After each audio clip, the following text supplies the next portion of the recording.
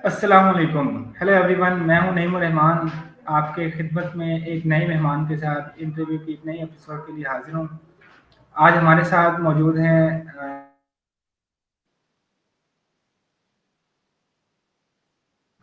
और ये वहाँ पर तालीम के लिए गए हुए हैं। तो आज हम इनसे सवाल करेंगे, इनसे चाइना के बारे में कुछ पूछेंगे। अस्सलाम वालेकुम सलमान, कैसे हो आप? खैरियत से हो? वालेकुम अस्सलाम। अल्हम्दुलिल्लाह, शुक्र है अल्लाह का। आप सुनाए, ठीक ठाक हैं? तबीयत ठीक है आपकी?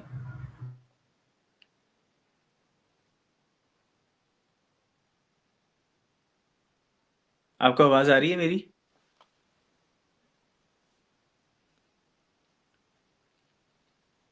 हेलो। हेलो।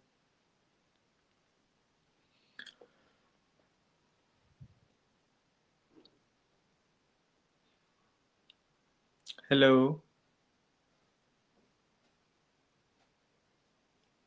मुझे लग रहा है कि शायद आपका या मेरा इंटरनेट का कुछ इशू है, जिसकी वजह से मसला हो रहा है।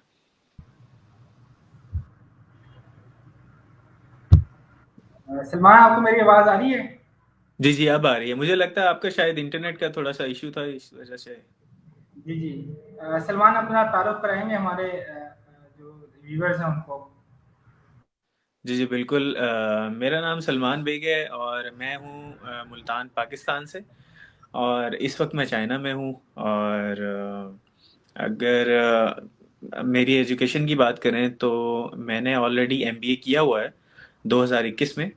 और उससे पहले बीबीए किया था और 2019 में। और अब 4 साल के गैप के बाद फिर मैंने सोचा कि चलें चाइना जाते हैं और मज़ीद अपॉर्चुनिटीज़ एक्सप्लोर करते हैं। तो अभी मुझे चाइना में ऑलमोस्ट 1.5 साल हो गया। और मैं यहाँ एमफिल कर रहा हूँ। और इंशाल्लाह मज़ीद 1.5 साल लगेगा मुझे यहाँ डिग्री हासिल करने में। सलमान, ये बताएं कि आपकी अर्ली एजुकेशन कहाँ से थी? आपने बताया कि बीबीए किया है, आपने एमबीए किया है, तो वो अर्ली एजुकेशन आपकी कहाँ से थी? स्टार्ट करूँगा मैं स्कूल से। मैंने मैट्रिक किया निशात से 2013 में। उसके बाद मैंने मुस्लिम स्कूल मुल्तान में मुमताज़ाबाद के एरिया में स्कूल है एक, हायर सेकेंडरी स्कूल है। वहाँ से मैंने प्री इंजीनियरिंग में मैंने इंटरमीडिएट किया। और उसके बाद मैंने बीबीए में एडमिशन लिया, जो कि मैंने किया university of education Lahore. Basically university Lahore की है, लेकिन कैंपस मुल्तान में था, तो मैंने उधर एडमिशन लिया। 4 साल की वो डिग्री थी बीबीए ऑनर्स की, 2019 में। और राइट आफ्टर कंप्लीटिंग बीबीए फिर मैंने एडमिशन लिया बीजेडयू में। आईबीएफ डिपार्टमेंट में मेरा एडमिशन हुआ, जो कि एमबीए था और जिसकी स्पेशलाइजेशन फाइनेंस की थी। सॉरी, बीबीए की स्पेशलाइजेशन फाइनेंस की थी और एमबीए की स्पेशलाइजेशन मेरी एचआर की थी। तो 2021 में मेरा जो एमबीए था वो कंप्लीट हो चुका था। तो जैसे ही कंप्लीट हुआ उसके बाद मैंने फिर जॉब की। 1 साल ऑलमोस्ट मैंने जॉब की और उसके बाद फिर मैंने कुछ टाइम अपने बिजनेस को दिया, ऑलमोस्ट 1.5 साल। और उसके बाद मैंने सोचा कि क्यों ना बाहर की कहीं अपॉर्चुनिटीज़ एक्सप्लोर की जाएं। तो फिर मैंने सर्च आउट करना शुरू किया कि कहाँ जा सकते हैं। और मैं भी कोई बहुत ज़्यादा वेल ऑफ फैमिली से नहीं हूँ। एक एक नॉर्मल फैमिली से हूँ। और अगर हम बाहर की बात करें, यूरोप या अमेरिका की बात करें या कनाडा की बात करें, तो वहाँ तो बहुत पैसे लग जाते हैं। Not everyone can afford. तो जो उसमें आ रहा था मेरे बजट में वो यही था कि मैं चाइना मूव कर जाता हूँ। और उसमें प्लस पॉइंट ये भी थे कि ज़्यादा ज़्यादातर लोग इधर ही मूव कर रहे थे पाकिस्तान से। बहुत सारे लोग, मैंने इवन मेरा दोस्त भी था। तो काफ़ी इजी प्रोसीजर था, इजीली हो गया मेरा एडमिशन और उसके बाद 1.5 साल हो गया मुझे इधर।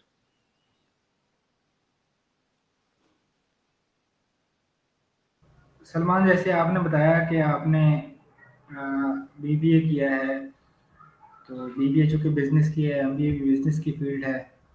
तो आपने बताया कि 1 साल आपने जॉब की, तो जॉब क्यों की? आपका बिज़नेस की तरफ क्यों नहीं आए फिर फ़ौरन ही? दरअसल बिजनेस करने के लिए भी बिजनेस का एक्सपोजर होना लाजमी है। ऐसे ही कूद जाना और फिर आपको पता ही ना हो, ब्लाइंडली आप चले जाएं मार्केट में और जाके कुछ भी ना पता हो, तो वो एक्सपीरियंस लेना उस चीज़ के लिए वो ज़्यादा ज़रूरी था। मुझे ऐसे लगता था कि कभी भी मैं बिजनेस स्टार्ट करूंगा तो मुझे एट लीस्ट 1 साल या 2 साल जॉब करनी है। क्योंकि जब आप एक एक दफ़ा जॉब कर लेते हैं तो आपको हर लेवल की चाहे वो टॉप लेवल है, मिडिल लेवल है या लोअर लेवल है, उसकी डिफ़िकल्टीज़ और उसके जो प्लस पॉइंट्स हैं वो आपको नज़र आना शुरू हो जाते हैं। तो मुझे ऐसे लगता था कि जब मैं बिज़नेस करूँगा तो ऑब्वियस सी बात है कि इस छोटे लेवल से मैंने ऊपर तक इंशाल्लाह जाना है।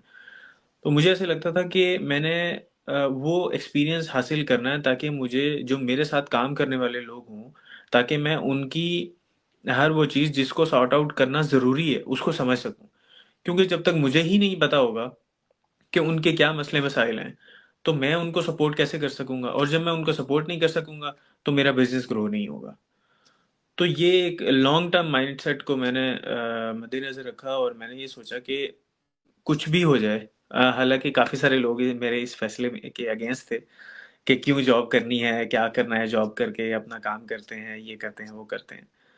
लेकिन मैं उस चीज़ पे स्टिक रहा कि कुछ भी हो जाए, मैंने जॉब करनी ही करनी। इवन मुझे मेरी जॉब के दौरान ही या इवन मैंने बिज़नेस जब स्टार्ट किया, जब मैंने बिज़नेस तो मुझे लोग आके कहते थे फिर कि एमबीए कर लिया है और जॉब नहीं कर रहे। मैंने कहा बस मैंने एक एक्सपीरियंस लेना था, वो एक्सपीरियंस ले लिया अल्हम्दुलिल्लाह। अब मुझे सारी चीज़ों का पता चलना शुरू हो गया और आई वाज़ क्वाइट कॉन्फिडेंट कि अब मैंने इतना एक्सपीरियंस ले लिया 1 साल के अंदर-अंदर ही कि अब मैं जैसे भी थोड़ा बहुत भी अगर स्टार्ट करता हूँ, तो मैं उसको आगे लेकर चल सकता हूँ और मैंने वही किया और मुझे उसके रिज़ल्ट्स भी मिले। तो वो लोग जो देख रहे हैं और इन फ्यूचर जो बिज़नेस करना चाहते हैं, तो उनके लिए भी मैं यही सजेस्ट करूँगा कि एट लीस्ट अपनी जो एक्सपीरियंस है, उसको पहले थोड़ा-सा बना लें, जॉब कर लें, थोड़ा बंदा ग्राइंड हो जाता है। आपको फिर दूसरे की बात सुनना भी आ जाती है, क्योंकि समटाइम्स ऐसा होता है कि जिनके पास बहुत ज़्यादा पैसे होते हैं, उनमें सुनने की ताकत नहीं होती। तो मैं ये समझता हूँ कि शायद वो चीज़ डेवलप करने के लिए आपको उस प्रोसीजर से गुज़रना पड़ता है।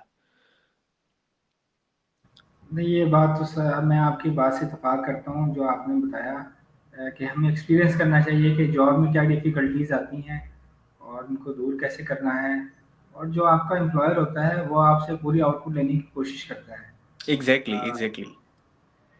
तो ये आपने अच्छा किया, इसका एक्सपीरियंस किया आपने। तो फिर अब आप चाइना में क्या, मतलब कौन सी एमफिल किस ट्रेड में कर रहे हैं? बिज़नेस से रिलेटेड फ़ील्ड है या इससे कोई डिफरेंट है? हाँ, बिल्कुल। मैंने पहले मैं जैसे कि मैंने आपको पहले ही बताया, मैंने एमबीए जब किया था, तो मेरी स्पेशलाइज़ेशन थी एचआर की।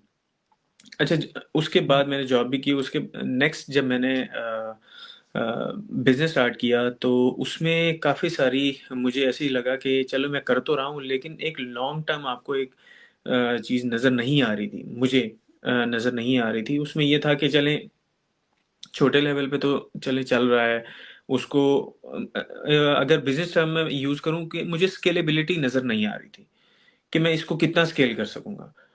तो मुझे ऐसे लगता था कि शायद मैं कुछ ऐसी अपॉर्च्युनिटी कहीं बाहर जाके, स्पेशली चाइना जाके, मैं ऐसी अपॉर्च्युनिटी अपने लिए निकाल सकता हूँ कि मैं अपनी स्टडी भी कंटिन्यू कर लूँ और मैं अपने लिए बिज़नेस अपॉर्च्युनिटी भी एक्सप्लोर कर लूँ। तो बस यही वजह थी। सही। चलें, ये तो बहुत अच्छा है। दूसरा मुझे बताएँ कि आप पाकिस्तान से जब चाइना गए तो आपको कोई डिफ़िकल्टी तो नहीं आई? आपको लगा तो नहीं कि यार यहाँ तो चूँकि एक बहुत बड़ा लैंग्वेज बैरियर है जो एग्ज़ैक्टली। हम समझते हैं। तो आपने कैसे उसको फ़ेस किया? उस बैरियर को कैसे ओवरकम किया? उसके लिए क्या आपने अप्रोच रखी? देखिए स्टार्ट में तो ऐसे लगता था कि नहीं, नहीं हो जाएगा, कोई मसला नहीं है। कितने ही लोग होंगे जो इंग्लिश नहीं बोलते होंगे। बहुत लोग मिल जाएँगे, ये है वो, बहुत सारी सोचें आती थी। लेकिन जब इधर आया तो पता चला कि वाक़ई कोई भी नहीं बोलता और समटाइम्स ऐसा लगता है कि अब ना आप गूँगे हैं। मतलब आप उसको अपनी बात समझा भी नहीं सकते और आप उसकी बात समझ भी नहीं सकते। तो समटाइम्स ऐसा हो रहा था कि हम इशारों में ही बात कर रहे होते हैं। तो ये काफ़ी ज़्यादा डिफ़िकल्ट है, अभी भी इवन क्योंकि लैंग्वेज उस हिसाब से मुझे नहीं आती जिस तरह आनी चाहिए। तो वो लोग जिनको चाइनीज़ लैंग्वेज आती है, उनके लिए तो ये पूरा चाइना ओपन है। ऐसे समझ लें कि वो कहीं उनको आप कहीं भी छोड़ दें, तो उनके लिए मसला ही नहीं है। लेकिन वो लोग जो जिनको चाइनीज़ नहीं आती, उनको कम्युनिकेशन में बहुत ज़्यादा मसले-मसाइल होते हैं, जैसा कि मुझे भी होते हैं। हम मेरे आस-पास के भी जो लोग हैं, जिन्होंने इतना चाइनीज़ पे पाकिस्तानी हैं या एक बंगाली भी है, उसके अलावा और भी लोग हैं, जिन्होंने चाइनीज़ पे इतना ज़्यादा ध्यान नहीं दिया है, लैंग्वेज पे। तो वो डिफ़िकल्टी फ़ेस कर रहे हैं। लेकिन ये होता है कि अगर जब आपने इतना टाइम गुज़ार लिया होता है ना, तो फिर आपको एक-एक चीज़ खुद ही पता चलना शुरू हो जाती है कि अगर मैंने ट्रैवल करना है, मुझे कोई चीज़ चाहिए, मुझे कोई काम है, तो मुझे किसी से कैसे कम्युनिकेट करना है, वो हो जाता है। लेकिन इन पर्सन जब आप किसी से मिलते हैं, तो फिर आप वही गूगल ट्रांसलेटर यूज़ कर रहे होते हैं या फिर कोई और एप्लीकेशन जो इनकी है जैसे हमारे यहाँ गूगल है, यहाँ पे है बेडू, तो वो बेडू ट्रांसलेटर यूज़ कर रहे होते हैं। तो फिर ज़िंदगी आपको ऐसे ही टाइम्स के साथ-साथ आपको समझ आना शुरू हो जाती है कि अब मैंने यहाँ रहना है, तो मैंने इधर के हिसाब से ये काम ऐसे करना है। तो डिफ़िकल्टी तो है, ऑब्वियस सी बात है कि इतना और फिर एक और चीज़ भी है कि एक तो चलें हमें नहीं आती चाइनीज़, हम इंग्लिश बोल लेते हैं। चलें उसके अलावा जो एक और फैक्टर है, ये लोग इंग्लिश इतना ज़्यादा सीखना पसंद भी नहीं करते।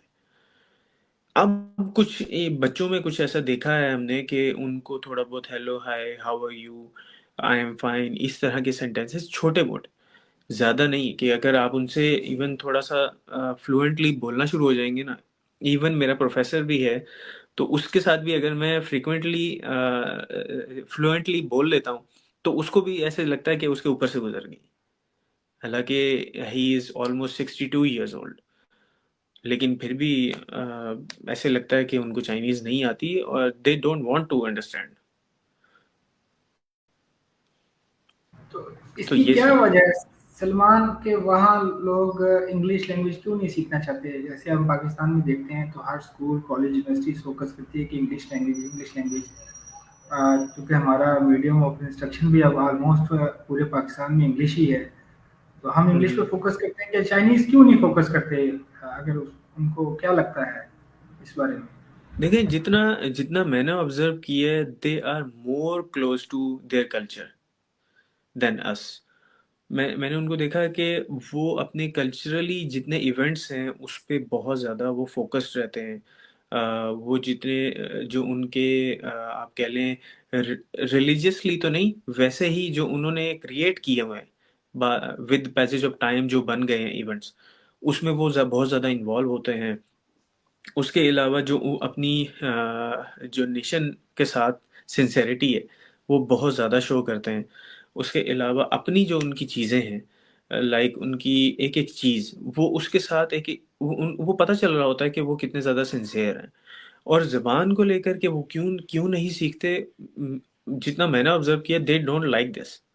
वो अपनी लैंग्वेज को ही प्रमोट करना चाहते हैं।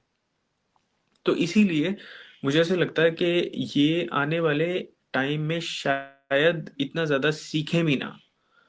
थोड़ी बहुत तो चले आ जाती है। हम यूनिवर्सिटी में अक्सर ऐसे होता है कि हमारी लोगों से मुलाकात हो जाती है, उनसे बातचीत भी हो जाती है। लेकिन जब आप उनसे एकदम जब फ्लो में बोलना शुरू हो जाएँ होते हैं ना, तो ऐसे लगता है कि बिल्कुल एक्सप्रेशनलेस हो जाते हैं, कि उनके चेहरे से पता चल रहा होता है इनको कुछ समझ ही नहीं आई। तो अब आप ये अंदाज़ा लगा लें कि यूनिवर्सिटी में आने के बाद भी जब बच्चों को नहीं आ रही, इट मीन्स कि उनका कोई इंटरेस्ट नहीं है सीखने में। तो मेरा नहीं ख़्याल कि आने वाले टाइम में भी ऐसा हो। हाँ, कुछ लोग हैं उनकी तो ऐसे से लगता ही नहीं है कि ये चाइनीज़ है। इतनी ज़बरदस्त इंग्लिश बोल रहे होते हैं। लेकिन उसकी जो परसेंटेज है ना उन लोगों की, वो बहुत ही ऐसे है आटे में नमक के बराबर है। शायद उससे भी कम हो। तो इससे ज़ाहिर होता है कि इनका इंटरेस्ट नहीं है सीखने में। तो वहाँ पर सलमान जो स्टूडेंट्स होते हैं जो फॉरेनर्स होते हैं, तो उनको स्टडी में कोई मसला नहीं आता? उनके लिए इंग्लिश की बुक्स और इंग्लिश लिटरेचर और सारी चीज़ें, तो इसमें भी कोई सहूलत वहाँ दी हुई है यूनिवर्सिटीज़ ने? देखिए अभी तक जितना एक्सपीरियंस मेरा रहा है, बहुत डिफ़िकल्टी है, बहुत ज़्यादा डिफ़िकल्टी है।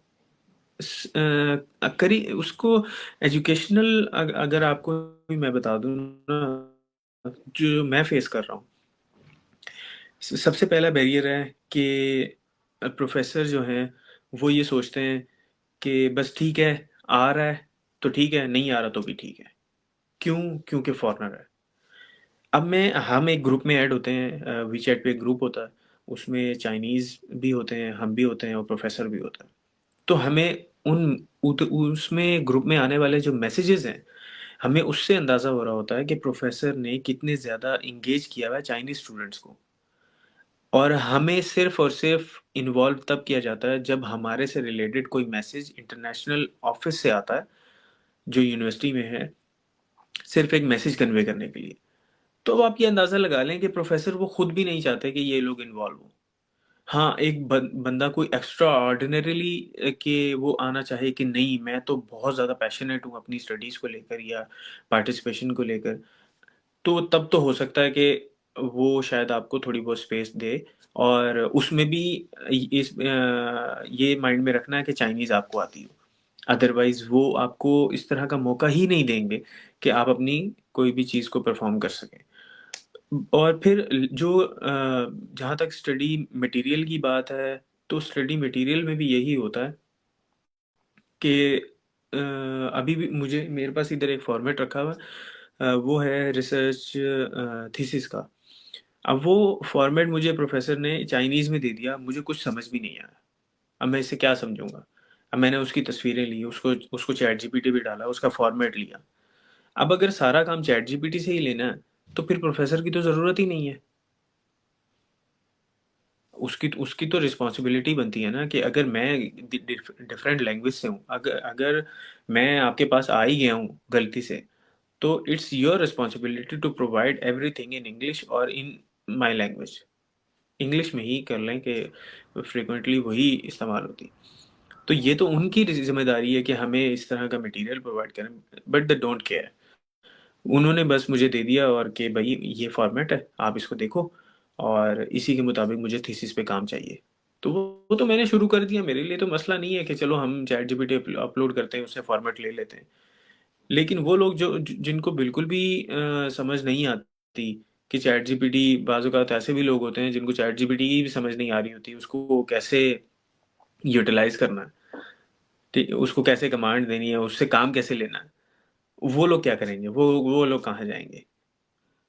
तो काफ़ी ज़्यादा प्रॉब्लम है। ये नहीं सिर्फ़ दूर से लग रहा होता है कि बस बहुत है, चाइना चले गए, बस दूसरे मुल्क चले गए तो बहुत मज़े हो रहे हैं। ये वो लोग जो ये सोचते हैं ना, तो वो एक दफ़ा इधर चक्कर लगा लें तो उनकी तबीयत सेट हो जाएगी। सही, मैं आपकी बात समझता हूँ। अच्छा, मुझे एक और बात बताएँ कि एक तो लैंग्वेज था मेरे ज़हन में, वो मैंने क्वेश्चन कर दिया आपसे। एक और सवाल है। आपकी आवाज़ ब्रेक हो गई।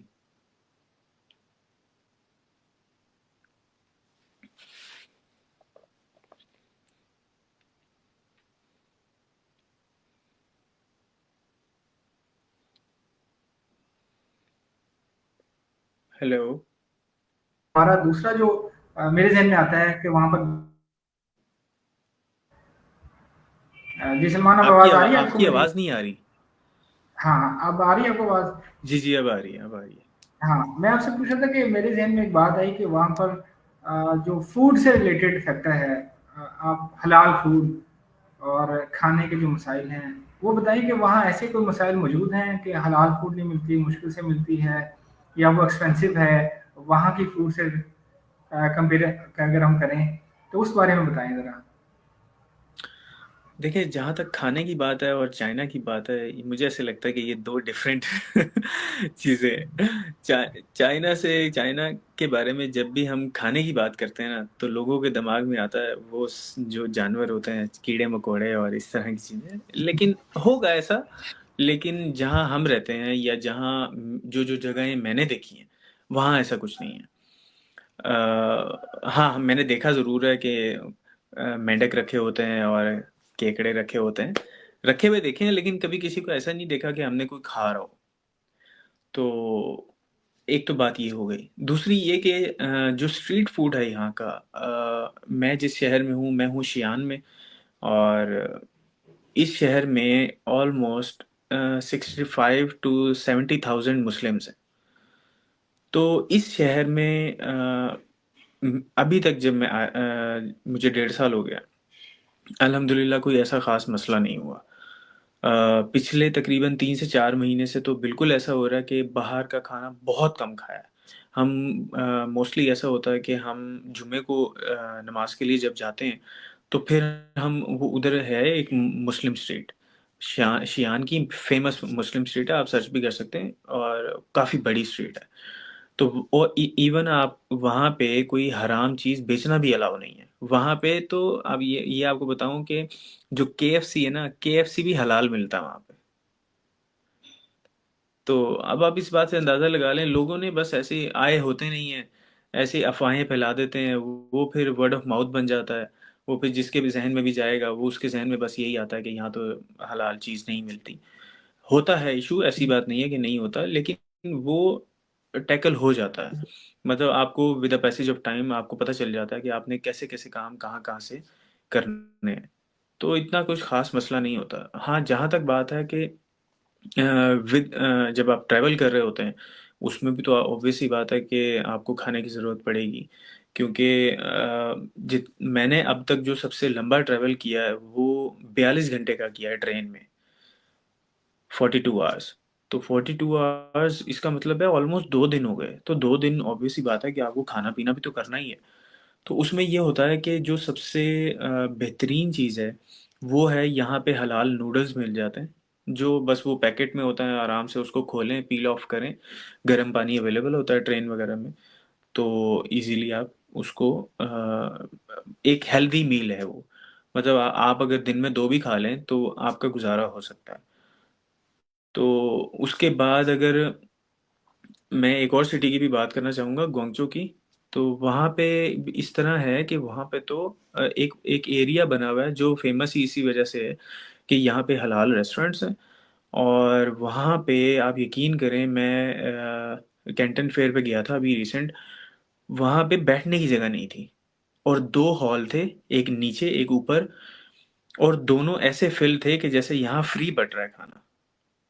इतना, अब वो आप, और फिर ये तो एक रेस्टोरेंट की बात कर रहा हूँ, रोड के दोनों साइड पे जो रेस्टोरेंट्स है वो दोनों साइड पे हलाल रेस्टोरेंट्स और हलाल स्टोर के, जिस पे हर चीज़ जो रखी हुई है वो सारी हलाल है।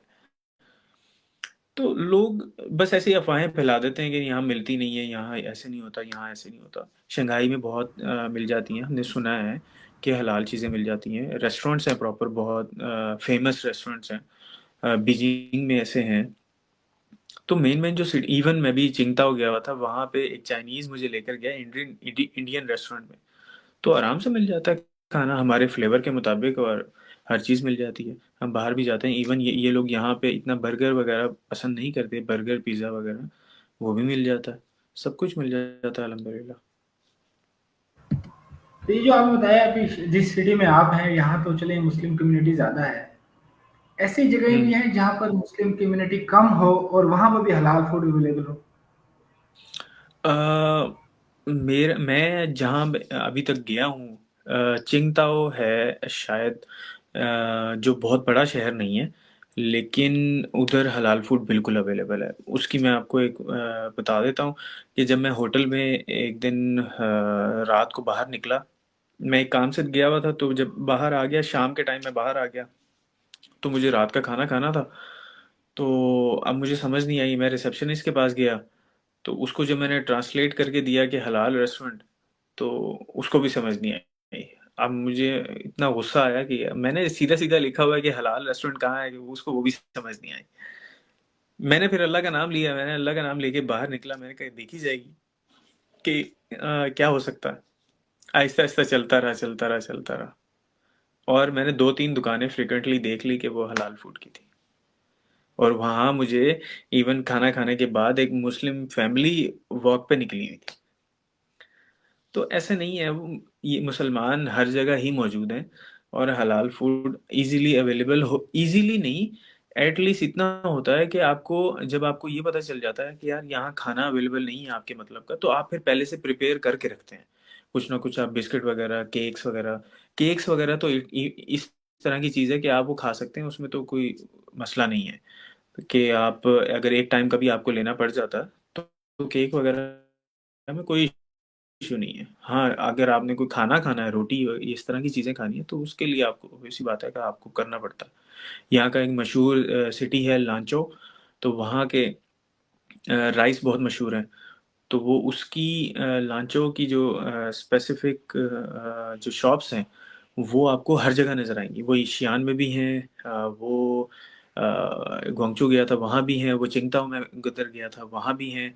और उसके अलावा अगर आप जैसे जब हम बॉर्डर क्रॉस करते हैं, चाइना में आते हैं, ताशकुरगान में टोटल जो आपको मिलेगा हलाल फूड मिल जाएगा इजीली। वहाँ पे तो इवन एक पाकिस्तानी रेस्टोरेंट भी है जहाँ पे सारे जाते हैं, और हम लोग खुद फ्रीक्वेंटली जब ट्रैवल करते हैं तो उधर करते हैं। उसके अलावा आगे फिर काशगर जाते हैं, हो सकता है आपने नाम सुना हो काशगर का। तो वहाँ पे सारे मुसलमान हैं। इवन आपको बताऊं कि जिस होटल में मैंने स्टे किया था, उसके रिसेप्शनिस्ट को इतनी ज़बरदस्त उर्दू आती थी कि मैं तो हैरान हो गया कि इस बंदे को उर्दू आती है। तो उसके आसपास फिर उसने कहा कि नाश्ता कहाँ करोगे। फिर मैं जिस नाश्ते के लिए जिस होटल में गया, उसको उधर एक जो वेट्रेस थी, वो आई हमारे पास, तो उसने कहा क्या खाओगे। तो एकदम तो हंसी आ गई कि ये क्या बोल रही है। तो ऐसे मिल जाता है, इतना कोई खास इश्यू नहीं होता। चलें सलमान, मुझे बड़ी खुशी हुई आपसे बात करके। बातें हमारी अधूरी रह गई हैं।